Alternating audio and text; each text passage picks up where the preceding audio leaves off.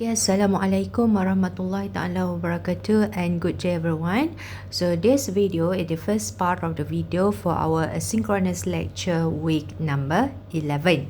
Alright, so today we are going to start with chapter 4 part 2. Okay, integration part 2. So basically part 1 kita dah settle, and recap back, we have completed chapter 4 part 1 by discussing 3 types of integration techniques kan. Okay, we have integration, the first method by substitution method, and then we have by integration by parts, okay, and the last one, okay, which is integration by partial fractions. So for today is actually we focus on the application of integration sebenarnya. Okay, kita bahagikan kepada part 2 where it covers, okay, we at the end of this part 2 like chapter 4, you are actually able to calculate the area under the curve, area between the curve, as well as to compute the volumes. Okay, so volume ni kita akan guna dua method, which are this method and also cylindrical shell method. And I'm sure, I believe all of you sebenarnya dah pernah belajar benda ni. Macam you biasa cakap lah, lupa, tak ingat apa semua. So this is just kind of a throwback to all of you, and mantapkan lagi pemahaman so that you can master the topics lah. Alright, so for today we're gonna start with area under the curve. Okay, so for area under the curve, okay, so we have a definition here. If y equals to fx is a non-negative and integrable over a closed interval AB, then the area under the curve y equals to fx over the interval A, B, okay, region bounded under the function is the integral of f from A to B. Kan, this definition is what I have been discussed in part 1. Okay, basically maksud integration tu is representing area under the curve. Let's say kita ada a function y equals to fx like this, for example, fx like this. Okay, so let's say we have the interval A kat sini, B kat sini, meaning to say integration of fx from A to B respect to dx is actually we are calculating area under the curve of fx from A to B, right? Okay, so hopefully all of you fahamlah maksud ni. Alright, so next, okay, let's have a look at a simple example that we have here. Okay, find the area A under the line y equals to x over the interval 0 to b, where b is more than 0. So kita tahulah y equals to x is a straight line, okay, where y equals to x ni macam ni je lah graf dia. X sama dengan 1, y sama dengan 1, x sama dengan 2, y sama dengan 2, and so on and so forth. And the interval is from 0 to b. Okay, so maksudnya kat sini, this region is bounded by the line y equals to x. Okay, x equals to 0, x equals to b, and then this x exists. Okay, x exists.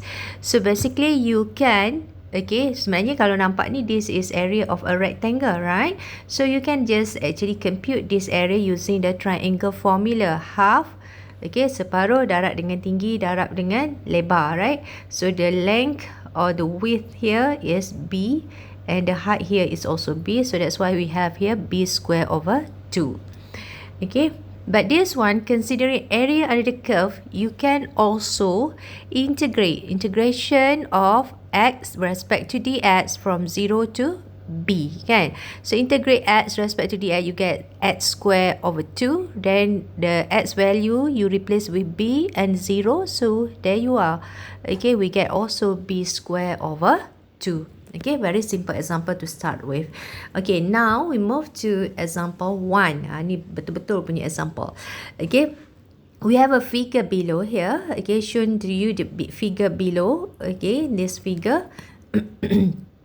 Figure below shows the graph of the function fx equals to sine x. Okay, so this is a graph of a trigonometric function between x equals to 0 up to x equals to 2 pi. Alright, compute the following. Okay, the question asks you to compute the definite integral of fx over 0 to 2 pi.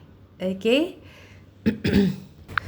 Okay, so untuk A, okay, we define the way how we solve A is we consider this as definite integral. Okay, definite integral maksudnya kita consider this as an integration of fx respect to dx from 0 to 2 pi.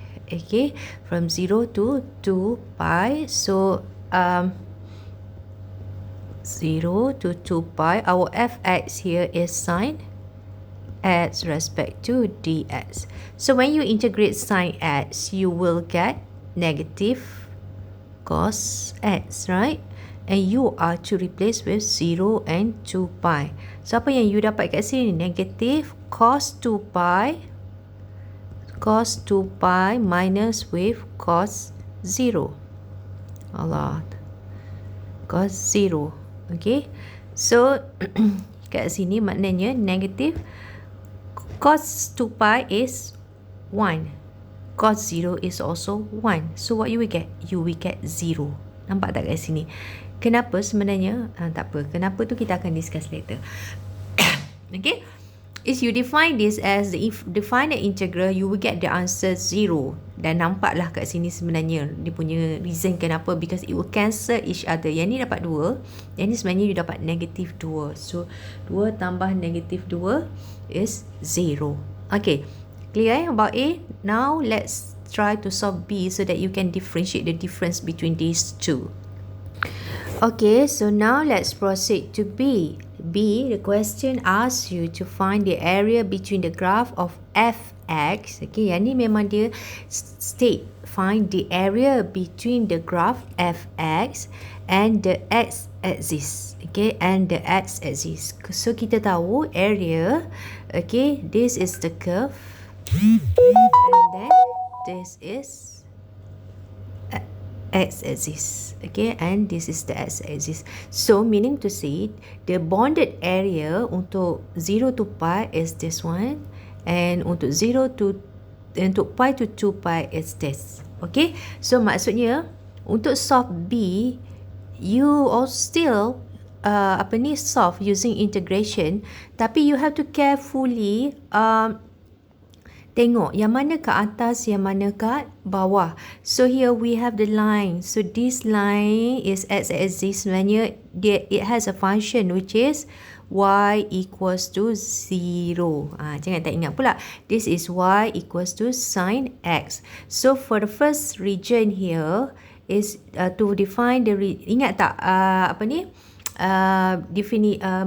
masa first I discussed about introduction to integration. I said that integration is actually represent area under the curve kan, yang kita estimate area under the curve as a rectangle. See, as the rectangle kan. So where the area of the rectangle is equals to the height multiply with the width. The width kat sini, then kita tahu dia punya lebar ni changing with respect to x ke y. Ni. This is from kiri ke kanan. So maknanya respect to x. So the width is dx. Okay. This is the width. Dia punya area of the rectangle ni maknanya width darab dengan height. So the height, dia punya ketinggian adalah y. This is y. Dikatakanlah ni y2 tolak dengan y1. y2 is sin x minus with y1 is 0. Maknanya kat sini adalah sin x minus 0, which is y2 minus with y1. Faham Tinggi y2 minus with y1. Sin x minus with y1 tu equals to 0. Okay, and then in the integration is from 0 to pi sahaja. From 0 to pi. Okay, from 0 to pi sin x minus 0 dx, and then plus with integration from, okay, yang ni adalah from pi to 2 pi. Pi to 2 pi. But this time, kita regard the area under the curve as a rectangle as well. Nampak tak macam ni? And how do we calculate, maknanya lebar dia is still dx macam ni. Okay, dia punya width is still dx. Okay, still dx. But the height here mean y1 minus with y2. y1 kita adalah kosong. Minus with our y2 is sin x. Nampak tak?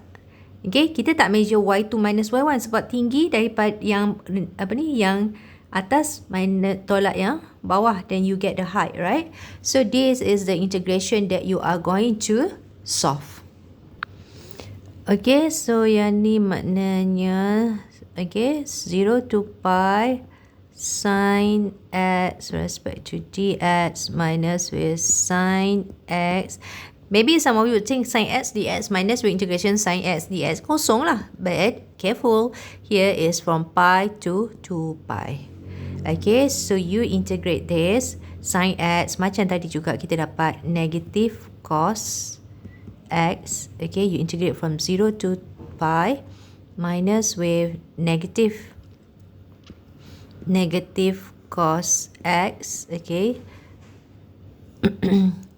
integrate tu kan, you will get pi to 2 pi.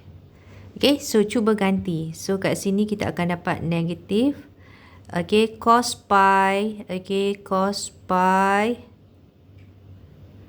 minus with cos 0. Okay, and then minus is plus. You boleh tambah kat sini. Then we have here cos 2 pi minus with cos pi. Apa jawapan kita dapat? Okay, I'm not sure. Saya tak perasan tadi saya tak tekan button saya tekan button pause. Lepas tu saya tak tekan. Masa saya sambung bercakap, saya tak tekan button continue tadi. So saya tak pastilah saya dah bercakap sampai mana. But the solution is here. Okay, saya repeat je lah balik. So we integrate sin x, we get negative cos x. Okay, so for both part here. So we put in the value inside. Okay, cos negative ni saya letak kat luar. Okay, for the first term negative saya letak kat luar. And then we have here cos.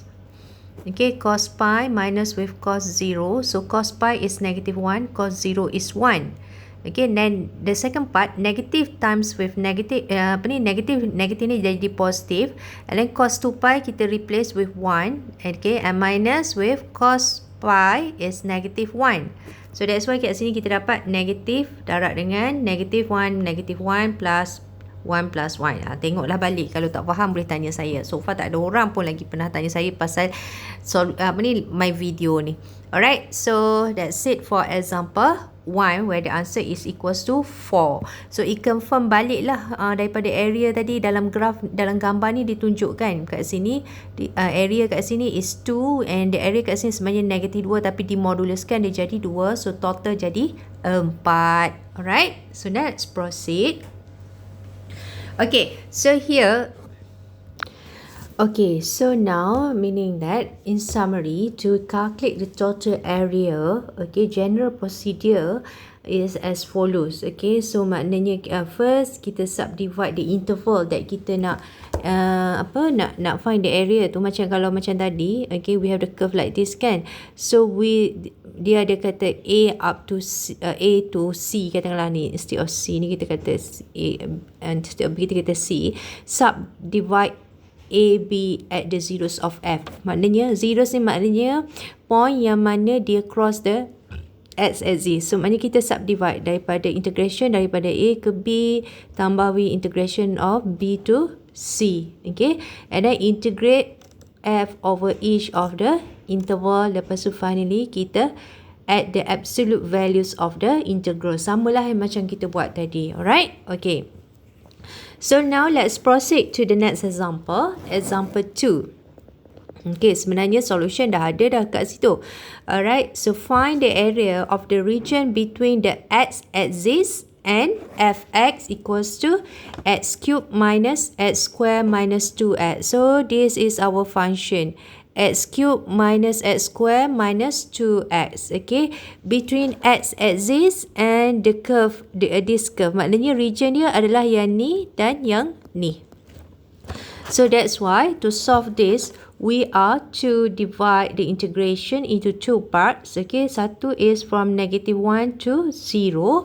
And first thing is you have to look, okay, ke y, katakanlah yang ni adalah y1 macam tadi. Yang ni adalah y2 equals to 0. X-axis ni adalah y equals to 0. So we denote it as y2. Macam saya cakap tadi, to determine area, you can just assume it as a radius of a rectangle where you have the height multiplied with the width. Width here is dx. So the height here, okay, is equals to definitely y1 minus with y2, kan? So your y1 is x cubed minus with x square minus with 2x. So saya tulis y1 minus with y2 times with dx plus with second part is this area. So kalau you tengok area ni, okay, dia punya ni macam ni. So dia punya height now is y2 minus with curve ni continue. So this is y1. So the curve is y2 minus with y1 dx. Alright. So maknanya integration now jadi -1 to 0. y1 is x cubed minus with x square minus 2x dx. Then plus with y2 minus with y1. Your y2 is 0. Right? y2 is 0. So 0 minus with x cubed minus with x square minus with 2x dx. Then solve lah integration tu. Okay, saya lupa nak tambah interval kat sini. 0 to, yang ni adalah 0 to 2, 0 to 2 as well. So kita integrate yang ni sebenarnya saya tinggal dekat UO untuk solve pun boleh je ni. -1 to 0 integrate, you get x power of 4 over 4 minus x cubed over 3 minus with 2x square over 2. Okay, so for this case we replace with -1 and 0. And the second part later we replace with 0 to 2. We have minus x cubed over 3 plus with minus x power of 4. Power of 4 over 4 plus, sebab negatif masuk dalam so this one become plus x cubed over 3 and then plus with x square. Okay, 2x square over 2 tu cancel. And if you solve, ganti value semua-semua ni, you akan dapat jawapan yang ni. 37 over 12. I'm not going to show this here to you. Okay, saya assume semua orang dah tahu. So you should get the answer. Go back. After this, you may figure out, try to do this and get the answer, right? Okay. Okay, now let's proceed to example 3. Okay, so what makes the difference between example 3 and example 2 just now is, kalau example 2 tadi, dia bagi dekat you dah graph siap-siap. So it's easy for you to set up the integration to define the area and so on. Tapi yang ni, what is given to you is only the function, where it just mentioned that find the area of the region between the x-axis and the graph of fx minus equals to minus x square minus 2x daripada -3 kepada 2. Okay, so yang ni tak ada graph. Okay, since dia tak ada graph, okay, so it's a bit, like the graph is not provided to you. So you have two options. Either you want to sketch the graph or you don't, you tak payah sketch graph, but you just need to follow all these 3 steps kat sini tadi. Okay, where first we have to subdivide all of at the zeros of f. Okay, so maknanya the first step, kita tak, katakanlah you tak tahu, tak ada idea, blank, tak tahu macam mana nak sketch graph. So what you got to do, you have to find the zeros of the curve. Apa maksud zeros ni? The value of x that we make the function equals to 0, kan? So here we have minus x square minus 2x equals to 0. Let it equals to 0. So you will have negative x plus 2 equals to 0, right? So in this case, meaning that you have two zeros, which are x equals to 0 and x equals to 2. Alright, and the interval that we have here is -3 to 2. So maknanya sekarang ni we are to divide the integration into how many parts. Okay, so maknanya daripada negatif 3 kepada kosong dulu. Okay, negatif 3 to 0. Then kalau macam tadi, okay, macam example tadi, we can sketch. Okay, daripada sketch ni kita dapat nampak y2 minus y1 ke y1 minus y2, right? Okay, so for this case, since you tak tahu sama ada dia adalah ke atas x-axis atau kat bawah x-axis, you can actually just integrate fx dx, okay, plus with integration from maknanya kat sini from 0 to 2. Okay, 0 to 2. Sebab dia punya end point here dekat 2 sahaja. And maknanya we have zeros in between negatif 3 dan 2 ni kita pecahkan. Okay, 0 to 2 fx dx. Okay, so this is the setup of the integration that you need to put. Oh, sorry, I just noticed I made a mistake here, everyone. Okay, so x plus 2 equals to 0. X patutnya bukan 2 dengan 2. X equals to negative 2. Okay, so meaning to say the integration you should separate into from negative 3 to negative 2, then from negative 2 to 0, and then plus with integration from 0 to finally to fx dx. Okay, yang ni kita tak pasti di sama ada kat atas kat bawah sebab kita tak nak sketch the graph. So I'm showing you another method instead of you sketch the graph and tengok dia punya position of the fx tu sama ada atas atau bawah x-axis. Okay, so let's proceed. Okay, saya dah tulis siap-siap kat sini. So maknanya the integration tu you just have to integrate macam biasa je lah. From negative 3 to negative 2. Negative maknanya integrate yang ni you dapat negative x cube over 3 minus with x square. Okay, 2x square over x over 2. Okay, and then here with minus minus x cube over 3 minus with x square. Okay,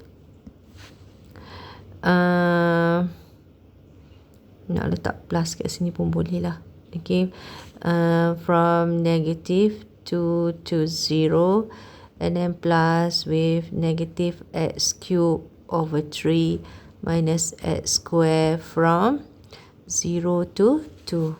Okay, so it's now time for you to substitute the value.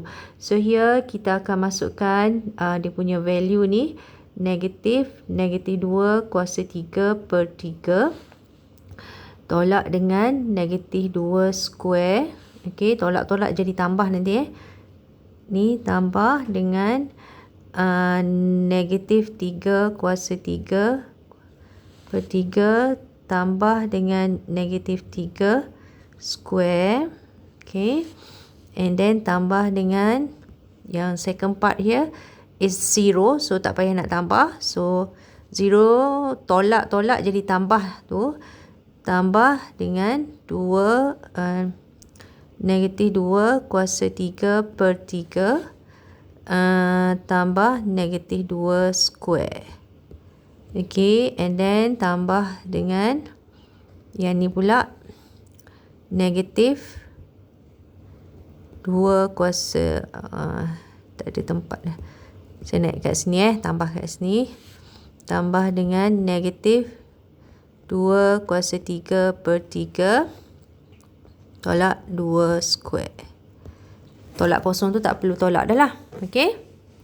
Okay, yang ni 27 tolak over 39, yang ni akan jadi kosong. So yang ni you akan dapat this one you will solve, you will get berapa, 8 tolak 12 per 3. So for this one, for the first part of the integration yang ni you akan dapat negatif 4 per 3. For the first part of the integration, negatif 4 per 3. Yang second part of the integration here, if you put in, you will get the answer equals to 4 over 3. Positif. Yang ni you akan dapat positif 4 over 3.